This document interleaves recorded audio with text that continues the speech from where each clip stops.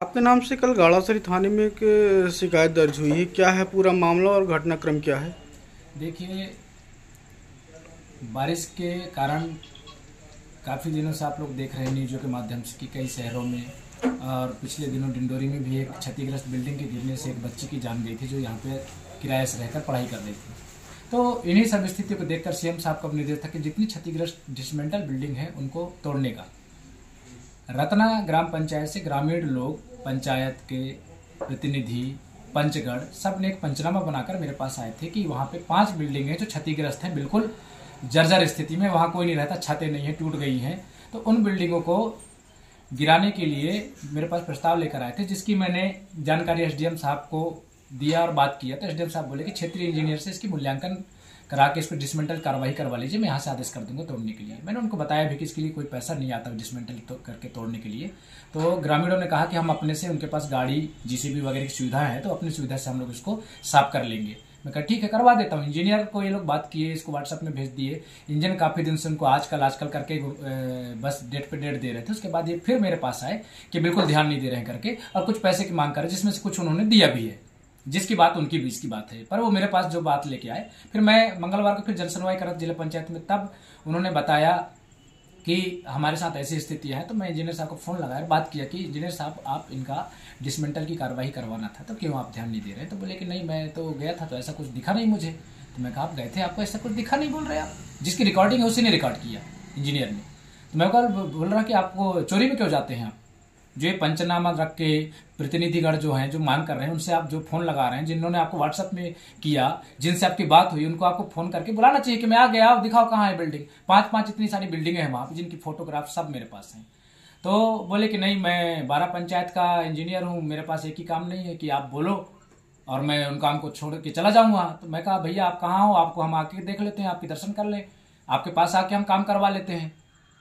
तो बोले कि नहीं, ये क्या तरीका है, क्या बात कर रहे हैं आप? मैं कहा क्या बात कर रहे हैं, आपके पास टाइम नहीं तो आप जहां बोलोगे वहां जाएंगे, 12 पंचायत कर आपके पास टाइम नहीं है।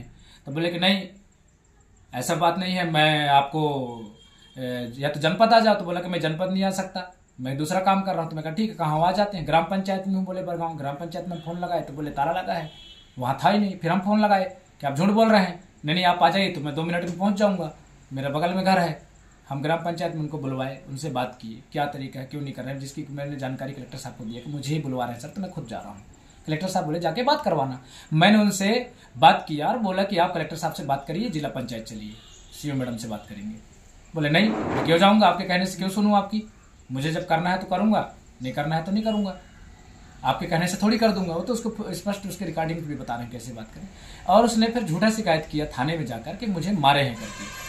तो मेरे ऊपर एफआईआर कर दिया और मुझे कहे कि देखिए अभी सामंजस्य बनाने का प्रयास कर रहे हैं। एक जनप्रतिनिधि क्षेत्र की समस्या को लेकर अगर अधिकारियों से बात करें और अधिकारी झूठा आरोप लगा के एफआईआर कर दे, तो ये कहाँ का न्याय है? जिसकी मांग मैंने कल थाने में, जनप्रतिनिधिगण मेरे समर्थन में गए थे, ग्रामीणों के लोग भी आए थे कि हमारे लिए हमारी बात रखने गए थे, जिसमें झूठा आरोप लगाए हैं करके। फिर एसडीओपी साहब वहां पे गए, एसडीओपी साहब से बात हुई हमारी, तो हम कहे सर हमारी भी एफआईआर करिए। जिसने बदतमीजी से बात की हमसे, तो बोले कि विवेचना करेंगे। तो मैं कहा विवेचना सर आज ही कर लीजिए, आप विवेचना करना चाहिए आपको, तो विवेचना के बाद ही उनके भी एफआईआर करना चाहिए। तो सर फिर वहां पे मौके घटनास्थल पे गए, मुझे भी जाने की बात कहे। मैं बोला सर मैं प्रताड़ित हुआ हूँ, मैं अपनी पब्लिक के साथ खड़ा हूँ, मैं अकेले नहीं जा सकता, पता चले कि फिर मेरे ऊपर झूठा आरोप लग जाए। तो वो बोले कि ठीक है, हम स्वयं जाके देखते हैं। मैं जाता तो कह देते कि ये प्रभावित किया है। मैं नहीं गया, वहां पे मौके में गए, घटनास्थल पे जो वहां पे लोग मौजूद थे उन्होंने बताया कि मारपीट की, लड़ाई झगड़ा, इस प्रकार का कोई भी घटना, ऐसा कोई भी कृत्य वहां पे नहीं हुआ है। अध्यक्ष जी आए थे और निरंतर वो यही कह रहा था मैं करके, उन्होंने बताया कि वहां पे आप ये कलेक्टर साहब से बात करिए, आप जवाब दीजिए, आप काम क्यों नहीं किए। और उनको मैं कुर्सी में बैठाने का प्रयास कर रहा था कि आप कुर्सी में बैठिए और बात करिए, मैं डिंडोरी से चलकर यहाँ तक आया हूँ। वो भाग रहे थे जबरदस्त, उसके पास जाके झूठा आरोप कर दिए। इसमें एफआईआर हुआ, जिसकी जांच किए हैं, और मुझे पुलिस प्रशासन से आश्वासन दिया गया है कि नहीं, अगर गलत तरीके से एफआईआर हो गया तो उसके भी खात्मा का कार्य होता है, या पूरी जांच करने के बाद अगर उसने गलती किया है तो उसके ऊपर भी एफआईआर किया जाएगा। मतलब अगर दोनों पक्ष की गलती पाई जाती है तो काउंटर केस बनेगा? दोनों पक्षों की गलती पाई जाती है तो काउंटर केस होगा। और मैं एक जिला पंचायत अध्यक्ष होने के नाते एक जनप्रतिनिधि हूं, मैं स्वयं चाहता हूं कि अगर गलत हुआ है तो गलती का सजा मिलना चाहिए। मैं शुरू से ही कह रहा हूं कि अगर मैंने गलत किया तो मेरे ऊपर एफआईआर होना चाहिए, उसने गलत किया तो उसके ऊपर भी एफआईआर होना चाहिए, एक तरफा कार्रवाई नहीं होना चाहिए। और जिस तरह के आरोप आपके ऊपर लगे हैं मारपीट और गाली गलौज के, इसके लिए क्या बोलेंगे? उसमें इनका एक रिकॉर्डिंग है, मैं तो रिकॉर्डिंग किसी का करता नहीं, लेकिन वो स्वयं इंजीनियर साहब रिकॉर्डिंग किए हैं। उसके रिकॉर्डिंग में मैं उनसे निरंतर बात कर रहा हूं कि आप कहां हैं, मैं आपसे मिलने आ रहा हूं, डिसमेंटल की कार्रवाई आप क्यों नहीं कर रहे हैं। इनसे पैसे की मांग कर रहे थे वो, जिसके कारण वो रोक के रखे थे, उसकी भी बात मैंने नहीं कहा, पैसे की बात सिर्फ मैं कह रहा था कि आप काम क्यों नहीं कर रहे। तो वो निरंतर कह रहे थे कि मैं 12 पंचायत, मैं आप कोई भी काम आप बोल देंगे तो मैं उस काम को छोड़ के तो नहीं कर सकता। उसके बाद कहने लगा नहीं पैसे की मांग कर रहेंगे तो पैसा थोड़ी दे दूंगा, जूता मारने की बात कर रहे हैं। निरंतर वो बीच में दूसरी पॉइंट ला रहे थे, जिसकी जानकारी मैं थाना में दिया। तो थाने में टीआई साहब पूछ रहे थे कि आप इंजीनियर साहब जब बात बिल्डिंग डिसमेंटल की है तब आपने पैसे की बात या जूता मारने की बात इस तरह से बीच में क्यों ला रहे थे। तो उसने इस चीज को कबूल किया, इस चीज को उसने माना कि मेरे को उत्तेजित होकर बात कर रहे थे, तेज बात कर रहे थे अध्यक्ष जी, इसलिए मैंने पैसे की बात बीच में एंट्री किया। क्या कहीं आपको फंसाने की कोई साजिश हो रही है? पूरी साजिश है।